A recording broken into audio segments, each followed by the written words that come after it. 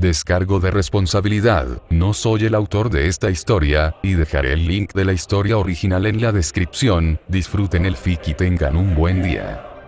Capítulo 19. Winter Schnee salió de la sala de reuniones con la misma serenidad y frialdad de siempre. Se movía con la precisión de una máquina bien limpia, sus pasos resonaban con autoridad sobre el suelo de baldosas. Sin embargo, bajo su apariencia disciplinada, sentía un profundo agotamiento. La reunión había sido un maratón de intercambios diplomáticos, cada uno más agotador que el anterior. El constante ir y venir, la urgencia de sus planes y el peso de las responsabilidades que soportaba le estaban pasando factura. La agenda de la reunión había estado dominada por la reciente caída de Mistral. No una simple caída, sino un asalto total que había sumido en el caos a la otrora próspera ciudad. Ciudad Mistral era ahora una sombra de lo que fue, luchando por recuperarse de la devastación. Las calles estaban marcadas por la batalla, algunos edificios reducidos a escombros, y el ambiente aún se impregnaba de una mezcla de desesperación y desesperación. Los Grimm, atraídos por las emociones negativas, habían invadido la ciudad y su número había sido abrumador durante el ataque, atraídos por el miedo y la tristeza colectivos de los ciudadanos de Mistral. Las defensas de la ciudad se habían derrumbado bajo el implacable ataque, y ahora, incluso después del ataque, los Grimm seguían vagando, una amenaza persistente para cualquier esfuerzo de reconstrucción y recuperación. Winter había pasado incontables horas elaborando estrategias con las autoridades de Mistral y los cazadores restantes sobre cómo contener a los Grimm y restablecer el orden, pero la situación seguía siendo desesperada. La siguiente parada de Winter era reunirse con el general Ironwood. El general la había citado inmediatamente después de la reunión, y ella sabía que lo que le aguardara allí sería de suma importancia. Se tomó un momento para tranquilizarse, dejando a un lado el cansancio, antes de proceder con la llamada. Parece que ha estado ocupado, especialista, dijo la voz del general en un tono ligero desde detrás de la imagen holográfica. El general James Ironwood estaba tras su escritorio, con una expresión tan severa y resuelta como siempre. Especialista Schnee, saludó Ironwood con tono formal, tenemos otra situación que requiere nuestra atención inmediata. Winter asintió, poniéndose firme. ¿Qué sucede, general? Ironwood presionó un botón en su escritorio y apareció un mapa holográfico de Remnant, que abarcaba el continente de Menagerie. Menagerie está en plena guerra civil, explicó. El Colmillo Blanco, bajo el liderazgo de Siena Khan y Adam Taurus, lidera una rebelión contra la facción Belladonna. Winter entrecerró los ojos. El Colmillo Blanco había sido una espina persistente en el costado de Atlas, y ahora causaba aún más caos. Los Belladonas, liderados por Gira Belladonna, habían estado trabajando por la paz y la igualdad para los Fauno, pero esta guerra civil amenazaba con arruinar todo su progreso. No es que hubieran progresado en absoluto cuando los Belladonna habían hecho poco para calmar las aguas, salvo permanecer inactivos. Ironwood continuó. La situación es compleja. El Colmillo Blanco ha ganado un apoyo significativo y sus tácticas se han vuelto más agresivas. La colección de animales está al borde del colapso. La expresión de Ironwood se volvió más seria al presionar otro botón. Apareció un nuevo holograma, mostrando imágenes de Menagerie. Winter observó atentamente mientras la imagen revelaba una escena familiar. El equipo Ruby, con su hermana Weiss entre ellos, fue visto hablando con Ilia Mitola, ahora miembro reconocida del Colmillo Blanco. Esta grabación fue tomada recientemente, dijo Ironwood.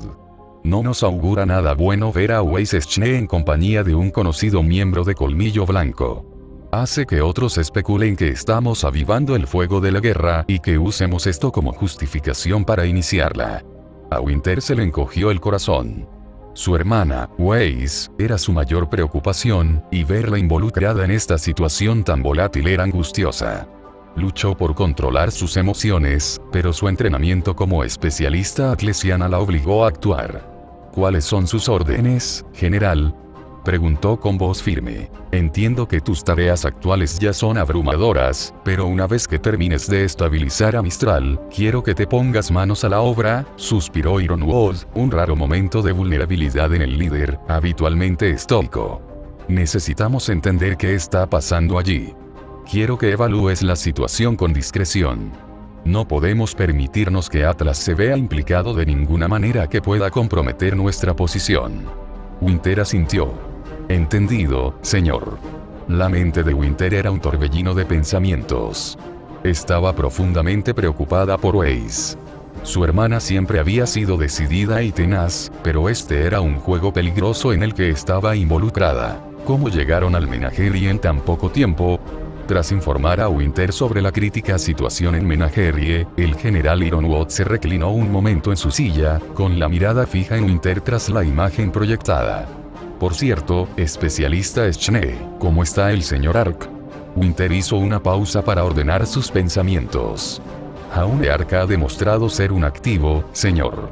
Tranquilo, sereno y con unas habilidades retóricas casi monstruosas. Debo admitir que yo también estaba completamente mal informada sobre sus habilidades como posible cazador. Me preocupaba que darle una licencia de cazador no se ajustara a sus capacidades, pero lo subestimé. Incluso lucha mejor que algunos de los cazadores veteranos en el campo. Ironwood asintió con un toque de diversión en la mirada. Todos lo subestimamos, Winter. Pero no es frecuente que te oiga elogiar tanto a alguien.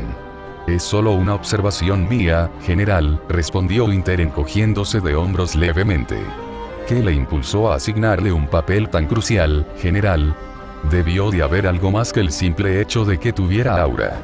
Al principio, fue principalmente porque Penny me dijo que tenía un amigo que trabajaba como mediador en Mantle y que podría ayudarme y que también cumplía mis requisitos, así que lo investigué por capricho. La expresión de Ironwood se tornó más contemplativa mientras se inclinaba hacia adelante, juntando los dedos. Pero en los pocos años que Jaune Ark lleva sirviendo como mediador, ha hecho más de lo que podría haber anticipado y no me habría enterado si no lo hubiera comprobado. No solo estabilizó las relaciones entre Mantle y Atlas, que estaban al borde del colapso. Sus esfuerzos para estrechar lazos, ofrecer incentivos y tranquilizar a figuras destacadas como Robin y Lian Lonfifestone, un líder sindical, han sido invaluables. Ironwood continuó. Pero hay más. Uno de sus logros más significativos fue tratar con Amoncio Glass, un miembro particularmente indeseable de la élite atlesiana. Las negociaciones de Jaune con él ayudaron a estabilizar nuestra política interna, evitando más disturbios y controlando parte del lado indeseable del reino. Eso por sí solo fue una hazaña notable. Winter escuchó atentamente, sorprendido por la profunda implicación de Jaune en asuntos tan importantes. No sabía que desempeñara un papel tan crucial en estos asuntos. En efecto, dijo Ironwood con una risita. Hay una razón por la que lo quería en este puesto. Fue una apuesta arriesgada, pero ha dado grandes frutos.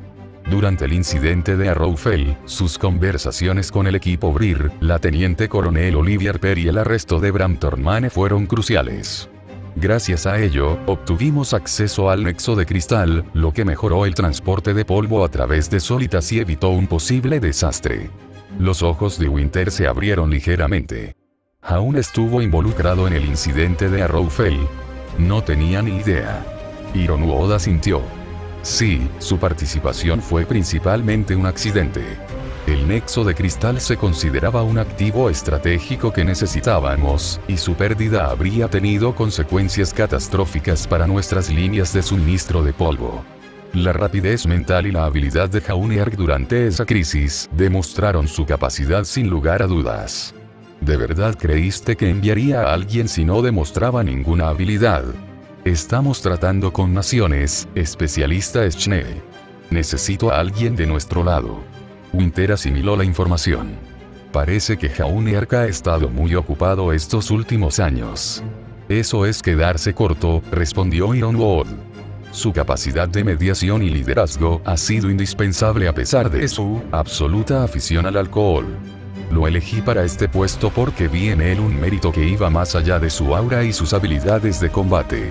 Y ha demostrado una y otra vez que era la elección correcta. Realmente no entiendo por qué Oswin desperdiciaría tal potencial.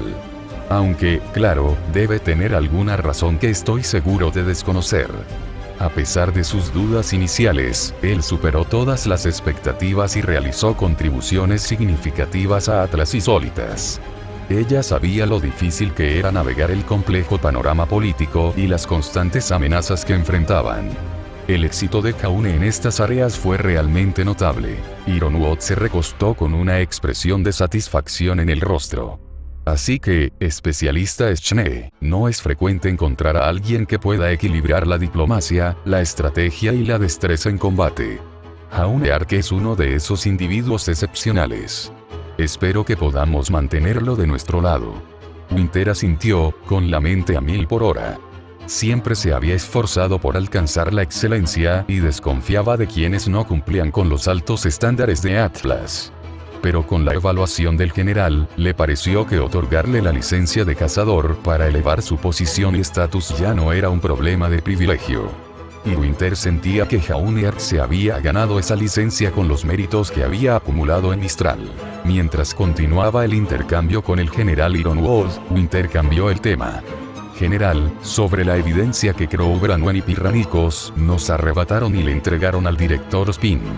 La expresión de Ironwood se endureció y se recostó, sumido en sus pensamientos. Es una suerte que todos hayan tenido la presencia de ánimo para cargar los datos a sus sistemas. Lo que descubrimos debe mantenerse en secreto. Winter asintió, percibiendo la gravedad de la situación. Ironwood continuó. Hay una guerra entre bastidores, especialista. Un juego que lleva más tiempo del que creemos. Tras el intento de destrucción de Beacon hace casi 4 años, no entiendo por qué están actuando de nuevo ahora. Moviendo sus piezas. Pero en estos años, es evidente que han fortificado el Colmillo Blanco, acumulado recursos y adquirido armamento que supone una amenaza significativa para los reinos. Incluso la situación en Vacuo no pinta bien con la corona desatada. Haxigille y Asturias se están convirtiendo en un problema y los titulares de la SDC me han estado insistiendo para que envíe fuerzas para defender las operaciones de la SDC allí también. La mirada de Ironwood era intensa mientras hablaba. Sé que has notado ciertas cosas, Winter. Pero entiende que este secreto debe quedar solo ahí, por ahora. Winter sintió una punzada de decepción. A pesar de su lealtad y dedicación, no le confiaron todos los detalles. Controló sus emociones y respondió con profesionalidad. Entendido, señor. El peso de no saberlo todo, de que la mantuvieran al margen, a pesar de su rango y dedicación, era una pesada carga. Pero Winter sabía que no debía cuestionar abiertamente el juicio de Ironwood. Tendría que esperar y demostrar más su valía para ganarse esa confianza. Una cosa más, general, comenzó Winter, eligiendo cuidadosamente sus palabras. Jaune Ark ha propuesto un plan para enviar a los cazadores aún activos en Mistral a cazar a Raven Branwen. Ironwood arqueó las cejas sorprendido. ¿Ark sugirió esto? Sí, general. Dada la semblanza de Raven Branwen y su capacidad de transformarse en pájaro, similar a Crow, capturarla sería extremadamente difícil, explicó Winter. Pero distraerá a los ciudadanos y reforzará la narrativa de que el Colmillo Blanco no es tan justo como creían. Ya veo. Ironwood pensó un momento antes de responder. Si es posible, capturar a Raven y traerla a Atlas podría ser beneficioso. Sin embargo, sus habilidades la convierten en una oponente formidable. Esta no es una tarea que podamos delegar a la ligera, con lo mucho que nos dispersamos. Muy bien, que suceda. Winter asintió, consciente de las dificultades. Procederemos con cautela, general. Raven Branwen es un objetivo peligroso. Ironwood asintió. Manténme al tanto de cualquier novedad. Y Winter. Sí, general. En cuanto al director Spin, dijo Ironwood, bajando ligeramente la voz, nuestro fracaso en Vale hace 3 años significa que tenemos una deuda pendiente. Permitir que Ospin tenga cierta influencia forma parte de la compensación de Atlas. Pero si sus intereses chocan con los de Atlas, entonces ya veremos. Winter dudó un momento y luego asintió. Entendido, señor. Haré lo que sea necesario. Eso es todo por ahora, finalizó el general. Ironwood fuera. Winter se recostó tras terminar la llamada, con la mente hecha un torbellino de pensamientos y emociones. Recorrió los pasillos con expresión indescifrable. El estado de Remnant, el secretismo en torno a las pruebas que Jaune le quitó a Aven y la compleja alianza con el director Spin. Todo ello la agobiaba. Al salir del edificio, Winter contempló las calles de Mistral. La ciudad aún se recuperaba del asalto de los Grimm y Colmillo Blanco. Las cicatrices de la batalla eran visibles por todas partes. La gente se movía de un lado a otro, intentando reconstruir sus vidas entre las ruinas. De pie en las escaleras de su cuartel general temporal, Winter se permitió un momento de reflexión. Siempre la había impulsado el deber y el deseo de proteger a sus seres queridos. Pero las múltiples maniobras secretas y políticas hicieron su tarea aún más abrumadora. Pero al contemplar a Mistral, su expresión se suavizó. Una mezcla de determinación y compasión brilló en sus ojos. Entonces vio a Jaunear alzando las manos, como si hubiera recibido una revelación de los mismísimos dioses. Los botones dorados. Dijo, claramente teniendo uno de sus extraños episodios, donde ignoraba todo y a todos en un estado de hiperconcentración inducido por el alcohol. ¿Se trata de un ritual o un comportamiento habitual, o se trata de establecer una rutina que le ayude al procesamiento cognitivo y le proporcione un ancla psicológica o un detonante para pensar de forma enfocada? El invierno no lo sabía y solo pudo suspirar. Estaba empezando a comprender por qué su madre decidió ahogar sus penas en el fondo de una botella. Capítulo 20. Jaunear se encontraba entre las calles cubiertas de escombros de Mistral, una ciudad que era una sombra de lo que fue. Su traje negro, aunque ligeramente polvoriento por las continuas labores de reconstrucción, se ceñía a su figura musculosa y esbelta, contrastando marcadamente con la corbata amarilla suelta con el emblema de Ark que ondeaba con cada paso pausado. La ciudad había sufrido recientemente un brutal ataque de Grimm y el Colmillo Blanco, y ahora el aire estaba cargado con el sonido de martillos, sierras y los murmullos de sus resilientes habitantes, que reconstruían sus hogares y sus vidas. En la mano de Jaune, sostenía un pequeño botón dorado, cuya superficie relucía a pesar de la suciedad adherida. Fue este insignificante objeto el que desató una tormenta en su mente. «Seguro que este botón es de un fauno», intervino la voz curiosa. «El diseño es intrincado y tiene cierta elegancia, que sugiere que podría haber caído de una pieza de su atuendo tradicional de fauno, que debería ser de una colección de animales, como de una túnica». «¿Y qué te hace estar tan seguro de eso?», replicó la voz intrigante. «Podría ser de cualquiera. ¿Por qué siempre sacas conclusiones precipitadas sin pruebas? Tenemos que pensarlo bien». «Por Dios. Solo es un maldito botón que encontramos en el suelo», gruñó la voz oxidada. «¿Por qué perdemos el tiempo discutiendo?» «Estoy de acuerdo con Rusty en esto», añadió la voz del hombre de corbata amarilla. «Tenemos problemas más graves que resolver. Basta de tonterías. Necesito más polvo líquido», gritó la voz de borracho. «No puedo pensar con lucidez sin él. Tomemos un bebida y alimentemos los electrones de mi cabeza». Jaune se frotó las sienes. La cacofonía en su mente le dificultaba concentrarse. Miró fijamente el botón, intentando silenciar las voces. La ciudad circundante era un testimonio tanto de destrucción como de resiliencia, un lugar donde cada pequeña pieza, incluso un botón, podía contar una historia. ¿Pero qué historia guardaba este botón? «La historia de la idiotez», dijo la voz de la corbata amarilla. Mientras tanto, Nora Valkyrie y Lierren observaban desde la distancia, con evidente preocupación. Habían estado observando a Jaune durante su estancia en Mistral para ayudar en la reconstrucción. Pero últimamente, Jaune se comportaba de forma extraña. No sabían si era por el agotamiento del trabajo agotador, el peso del liderazgo o quizás por otra cosa. Y ahora, estaba de pie en medio de la calle, aparentemente absorto en sus pensamientos, apretando un botón como si contuviera la solución a todos sus problemas. Nora le dio un codazo a Ren. «Deberíamos hablar con él. Parece raro». Ren asintió, pero dudó. «Ha pasado por mucho. Quizás solo necesita tiempo para procesarlo todo». Nora frunció el ceño. Su habitual alegría se vio empañada por la preocupación. «Sí, pero no puede seguir así. La gente lo está mirando. Quizás el botón sea una pista», sugirió la voz curiosa. «Podría llevarnos a algo importante, algo que necesitamos saber para ayudar a Mistral a recuperarse».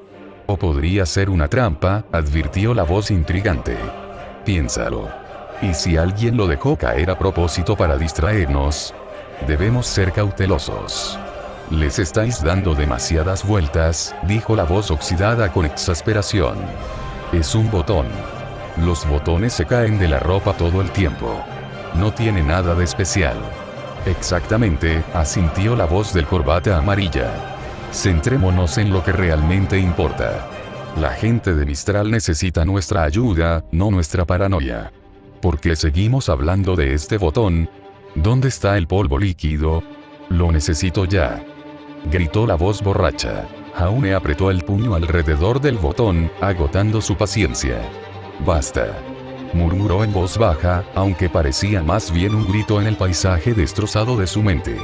El constante altercado de voces lo estaba llevando al límite. Nora y Ren intercambiaron una mirada antes de acercarse a él. Nora posó una mano suave sobre el hombro de Jaune. Hola, Jaune. ¿Estás bien? Jaune levantó la vista, parpadeando como si despertara de un trance. Nora, Ren. Estoy bien. Solo pensaba. Los ojos de Ren se entrecerraron levemente. Sobre el botón, Jaune suspiró, abriendo la mano para revelar de nuevo el botón dorado. Sí. Lo encontré en alguna parte. Parece importante. Pero no logro entender por qué. Nora ladeó la cabeza, examinando el botón. Quizás sea importante. ¿Ves? Incluso Nora cree que podría ser importante. Deberíamos investigar más, insistió la voz curiosa. Deberías escuchar a Nora. No bajes la guardia. Mantente alerta, instó la voz intrigante. ¿Qué quieren de ti, por cierto? Por amor a todo, déjalo ir. Concéntrate en lo que tienes delante, refunfuñó la voz oxidada. Tiene razón. Prioridades, hermano, resonó la voz del hombre de corbata amarilla. Polvo líquido. Ahora. Exigió la voz borracha. Jaune respiró hondo y guardó el botón en el bolsillo. Oh, perdón, estaba un poco despistado. Hay gente en la ciudad que podría necesitar ayuda. ¿Quieres venir? Nora sonrió. ¡Claro! Ren asintió, suavizándose. Te ayudaremos, Jaune. Al darse la vuelta para regresar al sitio de reconstrucción, Jaune no pudo evitar observar los edificios circundantes. Mistral era una ciudad con una rica historia, y cada ladrillo y piedra tenía una historia que contar. Los ataques habían dejado cicatrices, pero el espíritu de su gente se mantuvo inquebrantable. La gente de Mistral es admirable, comentó la voz del caballero. Siguen adelante, pase lo que pase. Quizás el botón sea un símbolo de esa resiliencia. O un recordatorio de los enemigos a los que aún debemos enfrentarnos. No podemos permitirnos ser complacientes, respondió la voz curiosa. Aquí vamos de nuevo, suspiró la voz oxidada. Concéntrate, Jaune. Paso a paso, aconsejó la voz del corbata amarilla. Ignora a los imbéciles y olvídate del maldito botón. Un paso a la taberna, ¿quieres decir? Intervino la voz del borracho. Jaune meneó la cabeza y una pequeña y cansada sonrisa se dibujó en sus labios. El botón puede o no ser importante, pero lo que importaba en ese momento era el aquí y ahora. Realmente necesita dejar de hacer esto abiertamente. ¿Pero qué puede hacer? Cuando sentía que se quemaba si los ignoraba, como si estuviera atado a una estaca donde las voces eran las llamas. Mientras caminaban por Mistral, supervisando la reconstrucción y viendo si había algún problema, Nora y Ren notaron que Jaune se había vuelto algo distante. Aunque estaba físicamente presente, su mente parecía divagar con frecuencia. Nora y Ren notaron este cambio y sintieron una creciente inquietud. Recordaron su breve tiempo juntos en Beacon, la camaradería y los sueños compartidos. Ahora Jaune parecía una persona diferente.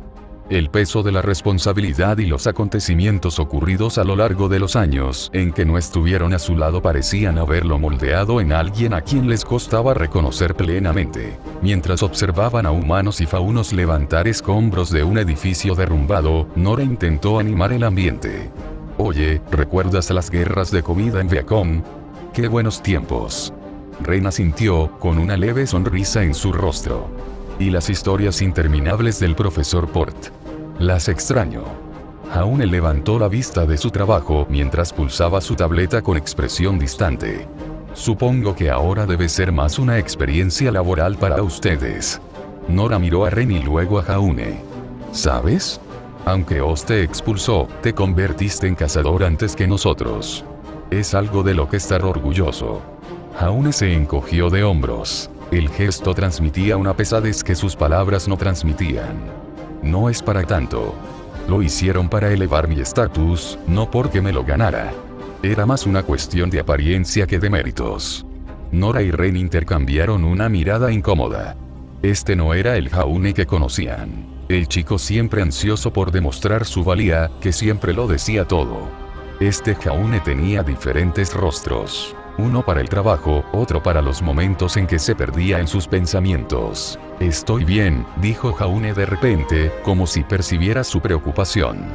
Siento no haber podido ponerme al día con ustedes. El horario ha sido una locura, y como mediador, tengo que distraerme. Nora dudó antes de hablar, con la voz más suave de lo habitual. Siento cómo se comportó Pirra, antes. Oí que fue grosera. El rostro de Jaune se endureció, su tono frío y distante. No importa.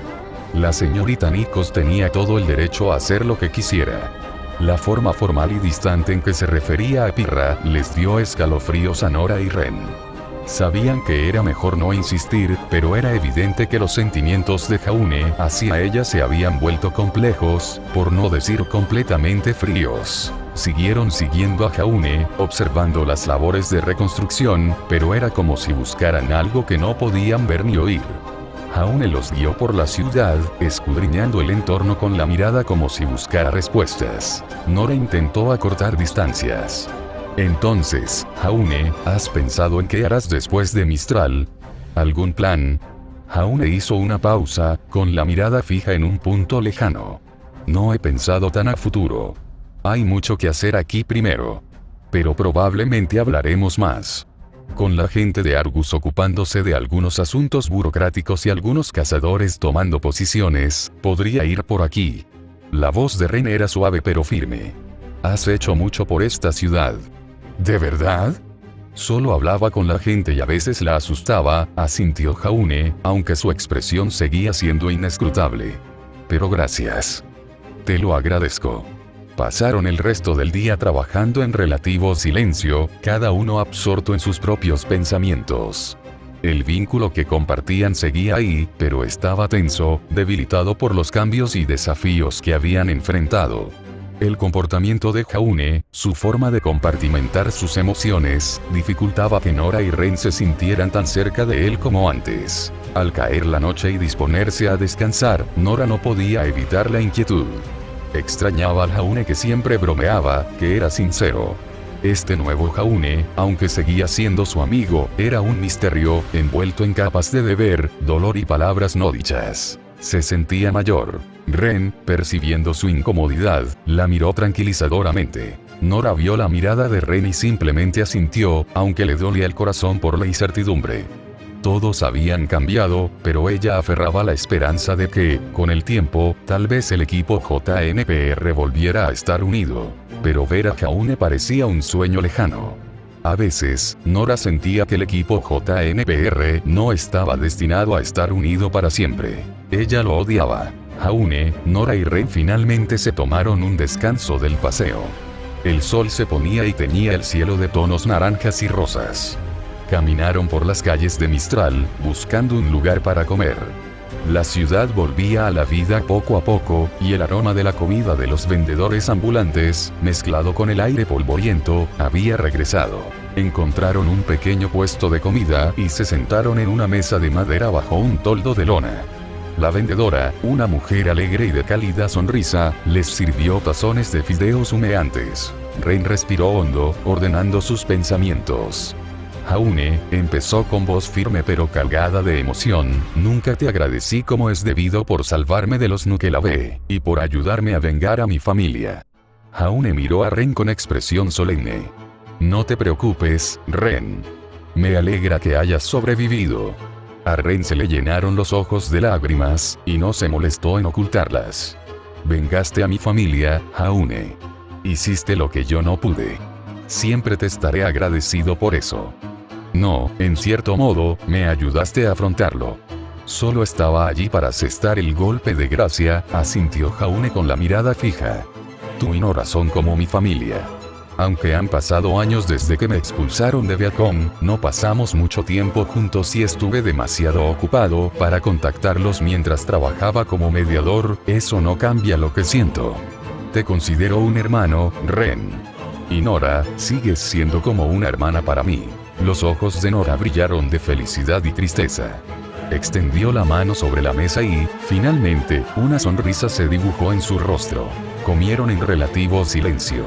La comida era sencilla pero deliciosa, un reconfortante recordatorio de normalidad en medio del caos de sus vidas. Al terminar de comer, Nora suspiró.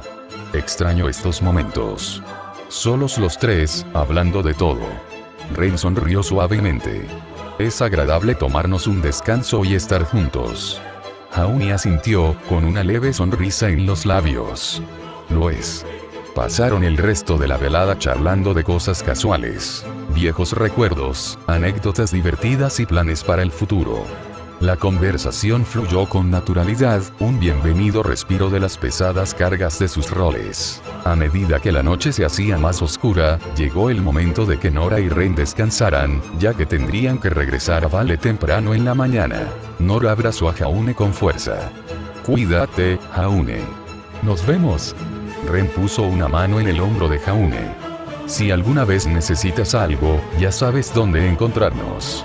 Estamos a un pergamino de distancia, Jaune. Jaune asintió con voz firme.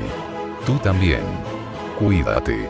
Mientras Jaune observaba, Nora y Ren se alejaron, sus figuras se fueron haciendo más pequeñas hasta desaparecer en la noche. Jaune se quedó allí un momento, dejando que el silencio lo invadiera. Bueno, eso estuvo bien, comentó la curiosa voz en su cabeza. Esos dos te seguirían en las buenas y pensarían, por muy débil que seas, dijo la voz oxidada con solemnidad.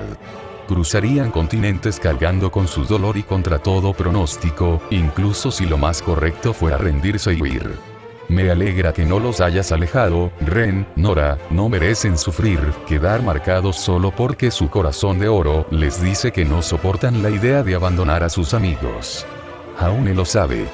Vio esos recuerdos de Laftelan, los recuerdos iban entrando poco a poco, y con ellos también podía sentir la distancia que esos recuerdos lo impregnaban. 3 años sin verlos y luego 20 años de recuerdos sin ellos en absoluto. Era una sensación extraña que él simplemente no podía comprender. Pero Jaune se dio cuenta de algo. No importa la hora ni el lugar, parece que el equipo JNPR quedaría marcado y golpeado por el mundo e incluso perdería el suyo.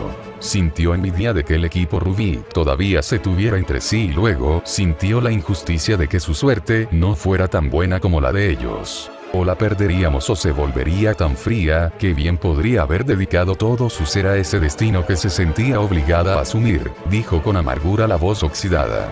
Jaune suspiró y se giró para regresar a sus aposentos en la ciudad. Mientras caminaba, la voz curiosa volvió a hablar. Oye, mira allá. La mirada de Jaune siguió la dirección que indicaba la voz. Vio a un hombre de piel oscura con un mohawk distintivo y los costados rapados, con sus orejas de zorro ligeramente moviéndose bajo una capucha roja. Vestía una túnica negra con ribetes blancos, mangas blancas sueltas y pantalones blancos plisados. Su atuendo era llamativo, pero lo que realmente llamó la atención de Jaune fue el botón de su capa. Era el mismo botón que había encontrado Jaune. Tienes que estar bromeando, la corbata amarilla se aprieta alrededor del cuello de Jaune en estado de shock. Quédate en la sombra, aconsejó la voz oxidada. Pero recuerda que también ven en la oscuridad. Manteniéndose en la sombra, Jaune comenzó a seguir al hombre, con la mente acelerada. Las voces en su cabeza permanecían extrañamente silenciosas, como si también estuvieran concentradas en la tarea en cuestión. El hombre se movía con determinación, serpenteando por las calles con una facilidad que sugería familiaridad. Jaune lo siguió a una distancia prudencial, con cuidado de no llamar la atención. Observó cómo el hombre entraba en un callejón tenuemente iluminado y desaparecía entre las sombras. Jaune dudó un momento antes de seguirlo, con los sentidos alerta y la vista agudizada, siguiendo el rastro fantasmal que el hombre dejaba atrás. El callejón era estrecho y oscuro, y el aire olía a piedra húmeda y descomposición. Los pasos de Jaune eran casi silenciosos mientras avanzaba sigilosamente, buscando con la mirada cualquier rastro del hombre. De repente, el hombre se detuvo, girándose levemente, como si percibiera la presencia de Jaune. Jaune se pegó a la pared, conteniendo la respiración. El hombre pareció detenerse un instante antes de continuar su camino, desapareciendo tras una esquina. Jaune exhaló lentamente, continuando su persecución. El callejón se abría a un pequeño patio, tenuemente iluminado por una sola farola parpadeante. El hombre estaba de pie en el centro, esperando algo. Jaune observaba desde las sombras, con la mente acelerada. ¿Quién era este hombre y por qué tenía el mismo botón? Las preguntas se arremolinaban en la mente de Jaune, pero sabía que debía ser paciente. El hombre pareció percibir que lo observaban. Miró a su alrededor, con sus orejas de zorro moviéndose nerviosamente. Jaune contuvo la respiración, permaneciendo lo más quieto posible. Tras un instante, el hombre se relajó y centró su atención en la entrada del patio. Jaune sintió una punzada de curiosidad mezclada con cautela. Necesitaba saber más, pero no podía permitirse la imprudencia. Tendría que esperar a ver qué hacía el hombre a continuación. A medida que transcurrían los minutos, la paciencia de Jaune se vio recompensada. Otra figura emergió de las sombras. Una mujer de llamativos ojos verdes y paso seguro. Se acercó al hombre y comenzaron a conversar en voz baja. Jaune se esforzó por escuchar la conversación, captando solo fragmentos. Palabras como líquido, mensaje y reunión destacaban, pero el contexto seguía siendo difícil de entender. La mujer le entregó al hombre una pequeña caja ornamentada. Él la abrió, revelando una colección de extrañas criaturas parecidas a los Grimm, contenidas en cristales. Intercambiaron asentimientos antes de que la mujer se girara y desapareciera entre las sombras. El hombre aseguró la caja y comenzó a salir del patio. Jaune sabía que esta era su oportunidad. Lo siguió, manteniéndose en las sombras. Mientras lo seguía por las laberínticas calles de Mistral, Jaune no podía evitar la sensación de estar al borde de algo importante. Las voces en su cabeza permanecieron en silencio, como si también contuvieran la respiración, esperando lo que vendría después. Jaune estaba decidido a descubrirlo. Entonces la voz oxidada rompió el silencio. No puedo creerlo, carajo. La voz del corbata amarilla intervino, con evidente incredulidad. Esto no puede ser real. ¿En qué nos estamos metiendo? La voz intrigante era más cautelosa. Mantente alerta, Jaune. No sabemos a qué nos enfrentamos. Huelo polvo en el aire, dijo la voz bien informada, y luego se estremeció. Y algo aún peor. Jaune observó cómo el fauno se acercaba a un gran almacén decrépito en las afueras de la ciudad. Se le encogió el corazón al ver las delatoras máscaras blancas de los agentes del colmillo blanco moviéndose, removiendo lo que parecía líquido Grimm en grandes cubas con estos cristales verdes que comenzaban a tomar lentamente la forma de Grimm. Antes de que pudiera reaccionar, la voz oxidada tomó el control. Tenemos que destruir este lugar ya. Jaune estaba a punto de moverse cuando oyó el crujido de las hojas. Se quedó paralizado, con todos los músculos tensos mientras un escalofrío le recorría la espalda. A través del crujido de las hojas, vio al fauno que había estado siguiendo conversando con otra figura. No era el mismo fauno, sino su hermano, el fauno camaleón cuya piel cambiaba de color con el entorno. Sus voces resonaron en el aire nocturno, cargadas de una determinación gélida. Tenemos que hacer lo correcto para la casa de las fieras, dijo el fauno zorro. La única manera de lograr resultados es matar al necio que la dirige. Jaune se quedó sin aliento al comprender de quién hablaban. Entre el susurro de las hojas, vio la espalda de Gira Belladón expuesta, ajena al peligro inminente. El fauno camaleón se movió con precisión letal, pillando a Gira desprevenida. Gira, no. La voz de Cali Belladona rebosaba pánico al intentar intervenir. El fauno camaleón atacó, cortándole el estómago a Cali y luego apuñalando a Gira en el costado. Antes de que el fauno camaleón pudiera asestar el golpe mortal, una mancha roja, blanca, negra y amarilla surgió de la nada, atacando al asaltante. El fauno camaleón chasqueó la lengua con frustración y saltó hacia atrás, escapándose en la noche. Jaune negó con la cabeza, intentando disipar la visión. Ya había visto suficiente. Sacó su pergamino y rápidamente tomó una foto de la escena, documentando el líquido Grimm y a los agentes del Colmillo Blanco. Su mente trabajaba a toda velocidad mientras formulaba un plan. Vio varios contenedores de polvo apilados cerca, probablemente robados de los almacenes y refinerías de la ciudad. Jaune también notó que no estaban marcados por la SDC, sino por la compañía comercial Mistral. Moviéndose rápidamente, los preparó para que explotaran, colocando una mecha improvisada. Con un último vistazo a la imagen en su pergamino, recogió los contenedores y los arrojó a las cubas de líquido Grimm. Se dio la vuelta y echó a correr, mientras las voces en su cabeza clamaban una vez más. «¡Sal de ahí!», le instó la voz oxidada. «¡Muévete, muévete, muévete!», resonó la voz de la corbata amarilla. Jaune no miró atrás mientras salía corriendo del almacén. La explosión rasgó el aire instantes después. El suelo tembló bajo sus pies y una ola de calor lo inundó al encenderse el líquido Grimm, lanzando una columna de humo negro al cielo. Se detuvo a trompicones a cierta distancia, con un aura resplandeciente. Las voces en su cabeza volvieron a callar, y por un instante, solo se oyó el sonido de su propia respiración entrecortada. La voz intrigante finalmente rompió el silencio. Estuvo cerca. Demasiado cerca. Jaune asintió para sí mismo, tomándose un momento para calmarse. Miró hacia atrás, al almacén en llamas. Las llamas se reflejaban en sus ojos. Jaune entonces divisó una figura que se movía velozmente entre las sombras. Su objetivo. El hombre al que había estado siguiendo antes de que todo se desmoronara en el almacén parecía haber escapado. «Ahí está», susurró la voz curiosa. «No lo pierdas», instó la voz oxidada. Jaune se mantuvo en las sombras, con movimientos silenciosos y deliberados. El hombre fauno se dirigía a una zona apartada de la ciudad, sujetándose el brazo e intentando huir del caos de la explosión. El pulso de Jaune se aceleró al acortar distancias, y cada paso lo acercaba a su objetivo.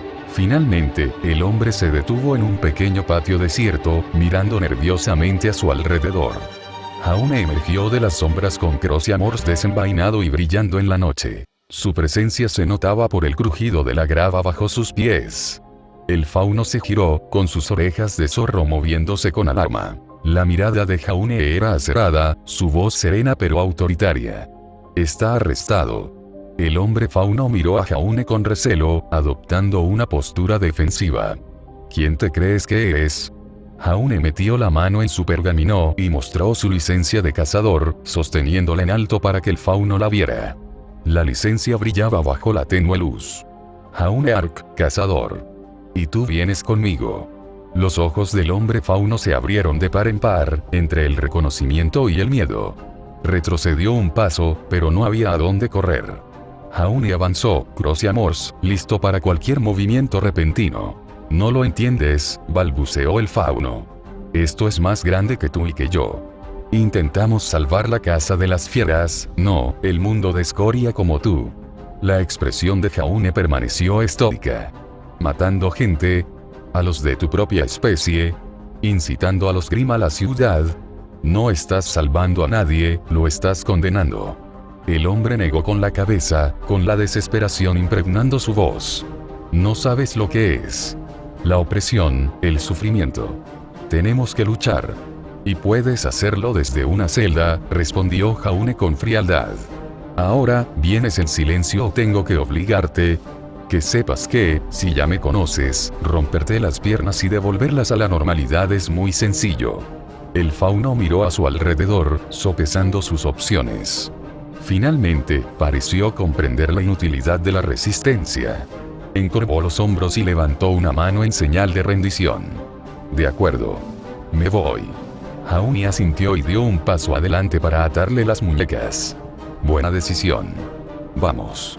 Mientras guiaba al hombre fauno de vuelta por las calles de Mistral, Jaune no pudo evitar mirar la identificación que le había sacado. Fennec Albain, un representante enviado por Menagerie. Lo había visto en algunas reuniones, pero siempre vestía traje y corbata mientras dejaba hablar a Nira. La curiosa voz dentro de su cabeza estaba alardeando, pero el resto de las voces entendieron lo que implicaba que un representante de Menagerie, enviado por buena voluntad, resultara ser parte del Colmillo Blanco y posiblemente estuviera planeando asestar un golpe mortal a la ciudad de Mistral. Pero lo que más preocupaba a Jaune era el cristal verde que estaban intentando añadir al líquido Grimm. ¿Por qué intentaban crear al Grimm de Merlot? Dijo la voz oxidada. Ya deberían haberlo solucionado.